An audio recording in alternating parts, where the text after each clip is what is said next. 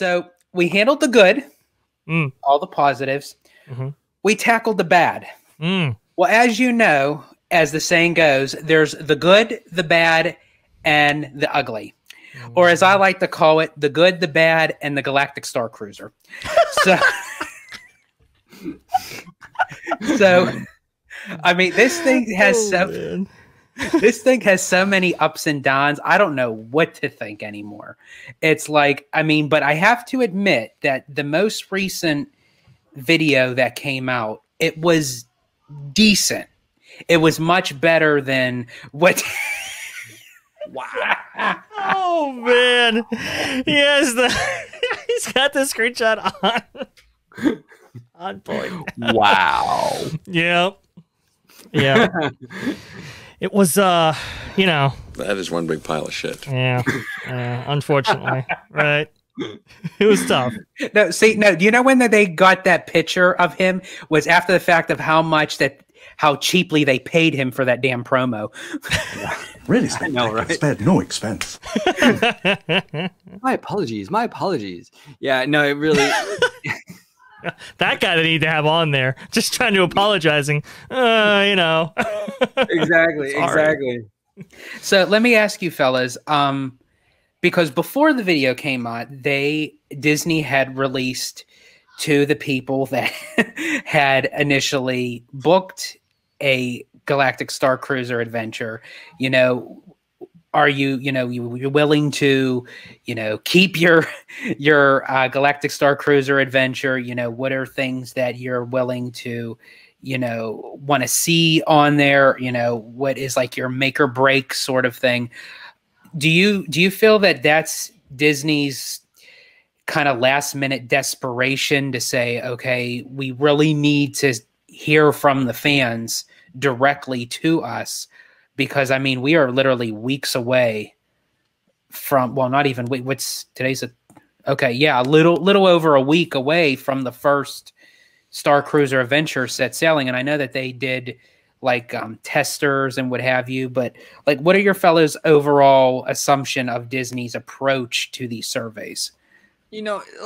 Here's the thing. It's kind of a little bit of both, actually, George, in my opinion, because the culture at Disney has changed. We joke a lot around about like Chapek being like, driven by the data, but he is. And that trickles down to the company.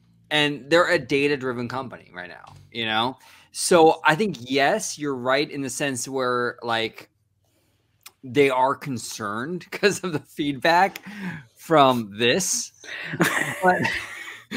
But at the same time, I think they probably would have done something similar anyway, just because the culture has changed and they are very data driven, very audience laser focused. So a little bit of both. But I mean, come on, after that first teaser for the Galactic Starcruiser, there's no doubt Disney was like, they sat up and they got a little concerned, or maybe a lot concerned. And I could imagine the number of surveys that are going to go out after the guests' adventure on the star. Oh, how was it? What did you like? What did you not like it? Like I could imagine those surveys. Dre, what about you? What's your take on it? Oh, well, this is quite fascinating because after that trailer or those couple promo videos were released, right? It's one thing for things to blow up within Disney park circles, right? It's one thing for something to go viral and for us to laugh about it and joke about it and whatever, but it really, I mean, it blew up even past that, right? It really got into the cultural zeitgeist, and from what I understand, the YouTube algorithm, rewarded anybody who was trashing it, and it really kind of, I mean, it was all over the place in terms of reception at that time. So that I think they really took a step back and said we really need to refocus, and that brings us to these surveys here. And it's quite interesting when you look at some of the questions asked and what they are really trying to get down to when it comes to this kind of new experience. Based on their experience with it so far. But we see here, like which of the following best describes why you decided to book a Star Wars Galactic Starcruiser. And it's the range of questions are interesting. Are you doing it just for themed food and beverage? I hope not. I mean, that's a very expensive, night out, so to speak. But okay. I remember my party's a huge Star Wars fan. To personally interact with Star Wars characters, that's really interesting, and that might have that may have played into what they were highlighting in the actual trailer that was just recently released. To kind of taking that into consideration and go, what do people want to see when it comes to our promotional material? It's something new to Walt Disney World. Yep. Experience a first of its kind unique offering. Immersion. I'm guessing that's going to be probably a big one for them. Staying in unique accommodations to live on my own Star Wars adventure. And then this one right here was very interesting. Which of the following, if any, need to happen for you to be fully committed to your Star Wars Galactic Starcruiser? So now it's like, okay, who are people who are kind of on the edge? What do we need to do to kind of get those people through? Which is interesting because we've said that, right? Like, who is going to be supporting this? And what does it take for them to support this? Well, now they're asking that question. Securing time off of work, school activities, right? Deciding the trip was worth it. That's going to be, that's going to be a big one. Value, right? Another voyage date that better fits my schedule needs to be become available. Change in the mask policy at Walt Disney World. That's one of these critical questions right here, and why they may have removed that policy before. And what's actually funny with that, because if you watch the newer promo video, it shows the guests wearing masks. So obviously that was recorded way before Disney had released that. But I guess that they kind of had that in their mind of saying, are people really going to want to come on wearing masks, paying $6,000? Because the whole point is, as we had talked about this before, is not to stay in your stateroom. So in order for you to be in your stateroom, that's when you can remove your masks.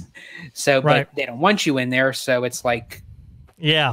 I mean, you're not really going to be staying in your stateroom all that long. I mean, especially to get the value and your money's worth, right? I mean, you're probably going to want to go to sleep at the latest you possibly can and get up at the earliest that you possibly can to take advantage of some of these activities. So it's going to be quite interesting to see how that works. Fortunately, they were able to take the masks off. But in this latest trailer, and we'll get more to it when, if we talk about it in depth, but to have masks as part of that trailer, I thought was a kind of a miss because of these new policies changing. They probably should have. I think OG and I, we were talking about it yesterday. Like, they probably should have maybe shot two different versions of that, one with mask, one without, and that way, they can have a better showing on that. And because it makes you think that people are going to question it. Okay, the masks are removed, but is it for the Starcruiser? Right. Because you know what, like. Okay, I don't know how. Look, off the top of my head, there were maybe 40 or 50 people involved in that new trailer. Yeah, we got rapid testing now. Yeah, it doesn't. You can knock 40 or 50 people out testing wise. Make sure they have a negative test in a fairly short amount of time. I just find it odd that they didn't do that and had a maskless trailer, because then you can use that footage 2 years from now. Right, exactly. Now it's stuck in 2020, 2021, and it was a wasted opportunity. I don't know why they did that. I think so. And if anybody's kind of concerned even with that, you could have just had individual actors by themselves have a still shot and then comp, shoot all of them individually and then comp them in later on. I mean, there were ways to get around this issue, but like you said, OG, I mean, to not be able to use this footage, far past this point, I mean, that is definitely a lost opportunity for sure. Yeah, no, absolutely. Absolutely. Yeah. That's interesting. The surveys are interesting. This is like we've talked about many times. It's a data-driven company right now. Yeah, it is. They are all about this, which can be good and can be bad, but look, when things do very well, you're going to see more of it. That's basically what it comes down to. When things don't do well, you probably won't. Probably won't. Absolutely. 100%. I bring this up too. I guess we could start talking about the trailer a little bit more. Let's move into it. I was watching the trailer and I'll skip around so we can have some images on screen, but I was watching the trailer and I was watching this part, right? Where this is the capsule that's supposed to take you from the Starcruiser, port, Earth side, to the Starcruiser itself. And this pod in previous iterations looked something like this kind of upper photo that you can see right here, this kind of animated GIF. And it kind of looked like Space 220 in a way. And maybe that's why they changed the design. maybe hyperspace was involved and they kind of wanted something more ship-like. But when you see this, it's like it really kind of convinces you that you are being lifted from Earth to the Starcruiser itself that may be orbiting the planet. But now when you have these two little slits, you know, that are your viewports that are supposed to be creating this experience. And there's another shot where they're looking out the window as well, and you can kind of see the hyperspace. It is kind of like, wow, that experience got a little bit reduced. What do you guys think? It's basically a galactic elevator, and OG is like, screw this, I'm out. Right? Yeah, no, you read my mind, George. You know, and for those of you at home that don't know, I'm very claustrophobic. And the other one, the concept art that shows like the screen on the top, there you go, technically might be the same space in the same enclosed room like you are in this, but there is a psychological element to it when you're claustrophobic, and that other one feels more open because you have that screen on the ceiling. This one that they have, yeah, see how it just feels more open, right? With that screen. This one, the current one, is like a box. This is like, oh man, for me, I don't know, dude. The whole experience of the Starcruiser just, I don't know. And I was telling Dre yesterday too, one of the big things, you see that door? It's like an automatic like space door. Yeah. Like as a claustrophobic person, I hate those. Like that's why I would never get a Tesla, because everything is like you touch it and it opens. Like I don't trust that shit, man. Like I want a handle, bro. I like the tactile, the mechanical. Yeah. I want a handle. I can't. I'm not. Nah. I'm good. Yeah. Well, and this is interesting too, because that door, is that just an elevator with like a stencil put on it? Oh, maybe. Like that's what it looks like to me. But even if you look in, if you look in the doors beyond it, it looks like you're walking inside Macy's. Macy's. That's great, dude. That's awesome. I'm sorry. I need a or something, man. That was great. It's great. Galactic Macy's, man. I didn't know they had that. Okay, so the lighting is kind of cool, but like you said, I mean, that from that vantage point, it does look a little bit earthbound. Let's say the least. But you know, I don't know. I don't know if there were cuts or maybe they want to distinguish themselves from 220. Maybe they wanted a hyperspace kind of thing going on here. Maybe, hey, you know what? Maybe it could be a simulator, you know, or a mini simulator. All these things are possible, but it's, you know, it's a little bit discouraging to kind of see these kind of changes. Kind of going back to what we were talking about before, like with the ticket prices and everything. Do you think that it's a psychological thing too, that because we know the price tag on this, that we are going to nitpick it even more in depth because of what we would have to put out for it? If we were putting out a couple $100s, you'd say, you know what? It's a new experience. It's different. It's part of the Star Wars. You know, it's going to be eventually in the Star Wars canon. You know, live your own Star Wars adventure adjacent to Galaxy's Edge. But when you're paying $6,000, that, I mean, that better be like top notch. And unfortunately, I'm still not seeing it. I mean, even with the video, Disney did recover a little bit. That's really how they should have showed it from the get-go. You know, not from the oohs and the ahs from the Goldberg actor and with the singing lounge singer. You know, they should have had something way different added to that. I don't know what they were thinking about that, but I digress. But I don't know. It's just, my fear is when they announced Galaxy's Edge, it was this amped up anticipation. Oh, we're going to see the Banthas. We get to have this big elaborate restaurant tied to Oga's Cantina. There's going to be, you know, the planet's going to come alive. There's going to be music. There's going to be live entertainment. There's going to be stunts. There's going to be this and that. And we got nothing. We got the land, but no pulse. We got the Tin Man, no heart.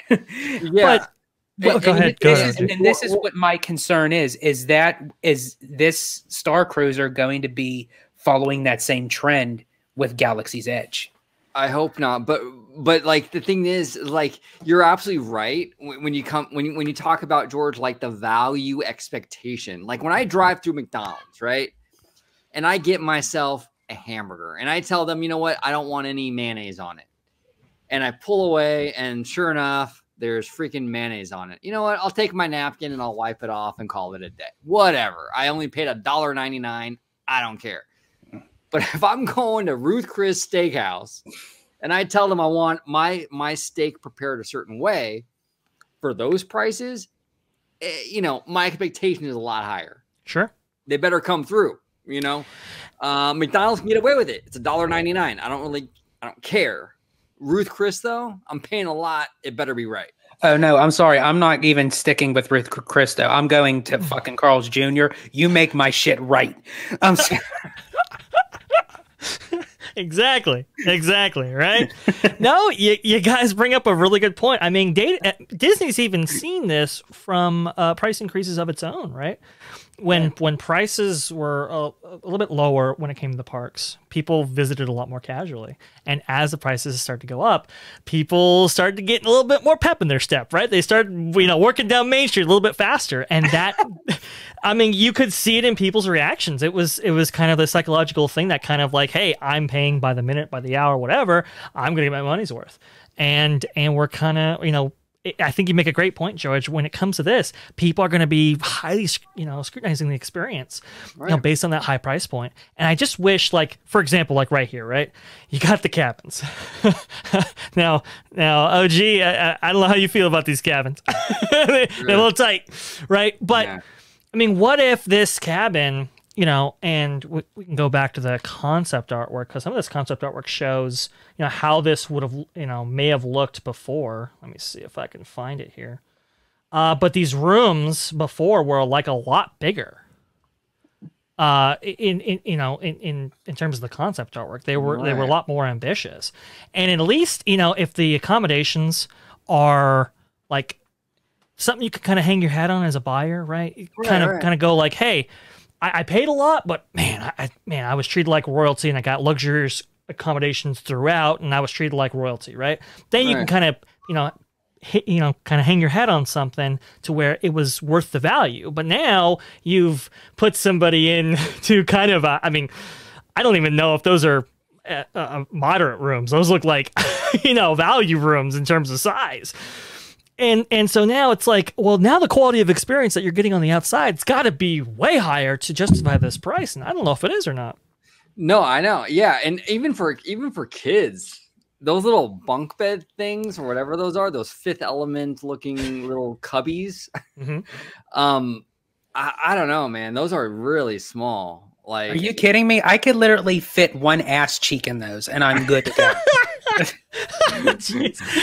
well, even look at the main bed. I get this image because the woman here has got her hand on the edge of the bed, right? And you can kind of see where that bed kind of finishes. I mean, honestly, anybody over 6 foot, are their feet going to be hanging off? I mean, that's kind of what it looks like right here. Yeah, they couldn't even turn the camera around because it was so tight in those confines. I mean, this is kind of interesting. It reminds me as if for Walt Disney World, like in the All-Star movies or Pop Century, and they did a Star Wars section.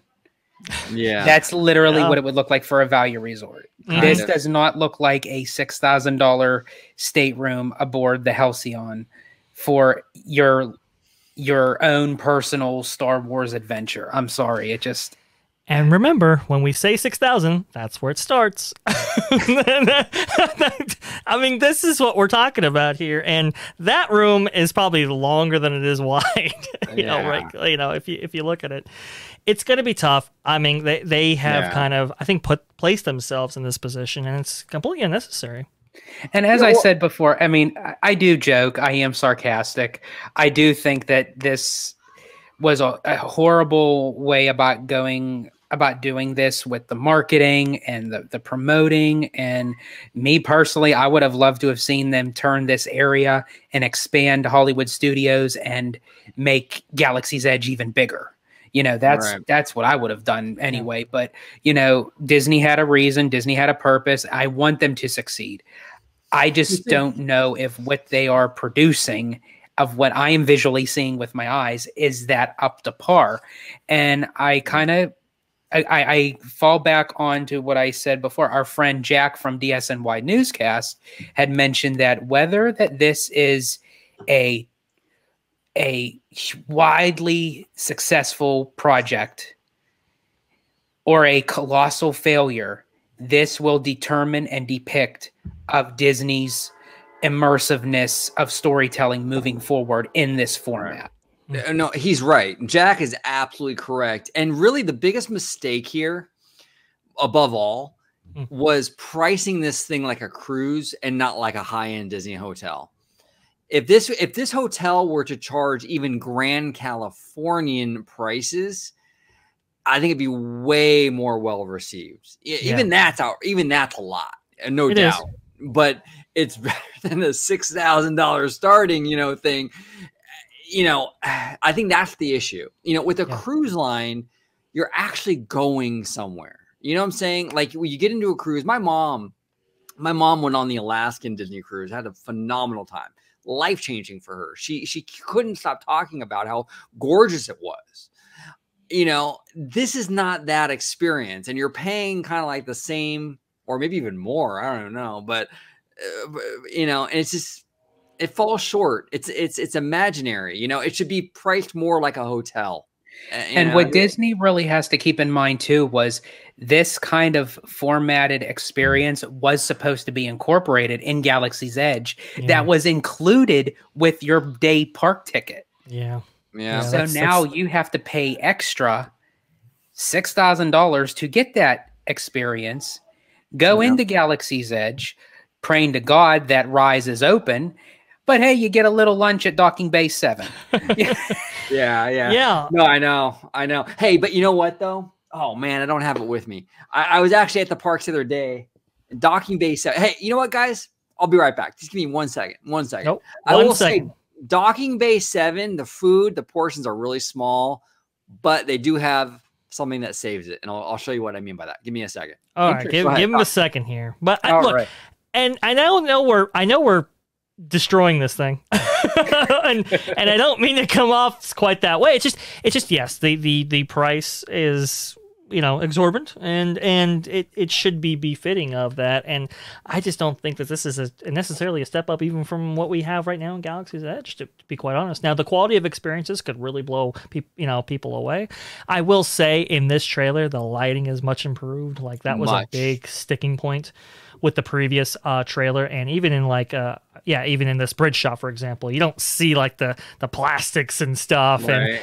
and the newness factor of the ship. I mean, with the dim lighting and stuff, it actually looks pretty cool. I'm not even gonna front, but go ahead, OG. What we're gonna bring up? No, actually, we got these cool sippers the other day at Galaxy's Edge. It's hard to show it, but they light up inside. It's a light. That's cool. If you can turn it on and off. Oh yeah, cool. And they put like Powerade in it, like blue Powerade, and it looks so dope, you guys. But like the sippers, totally worth it. Now the portions for Docking Bay 7 were like, I mean, it was like a chicken McNugget on a big plate. It was ridiculous. But the sippers are worth it. Okay, I was hungry. Now, do you think with the with the Starcruiser guests that they can get those complimentary, or do you think that they'll say, hey, for this price, you can get this with your meal?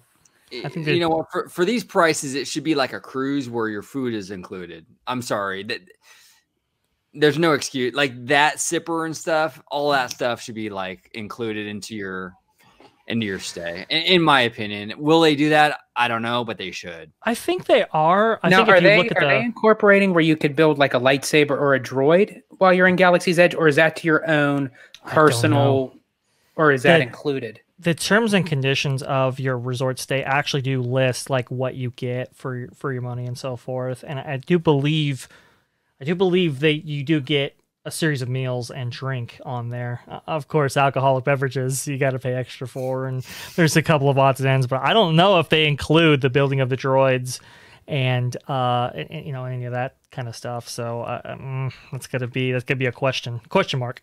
Yep. Well, we definitely will see in the next week. You know, it's coming up. Judgment Day is coming, and you know, Disney's going to have to answer to those diehard not even just Disney fans, but to also those diehard Star Wars fans, because they could be more brutal than Disney fans. Oh God, you know, they are like hardcore. You know, you guys ever seen the 501st ranking system when it comes to homemade armors? I mean, they're pretty, you know, they're pretty specific. Yeah. It's pretty tough. They're brutal. They're not playing. They're not playing.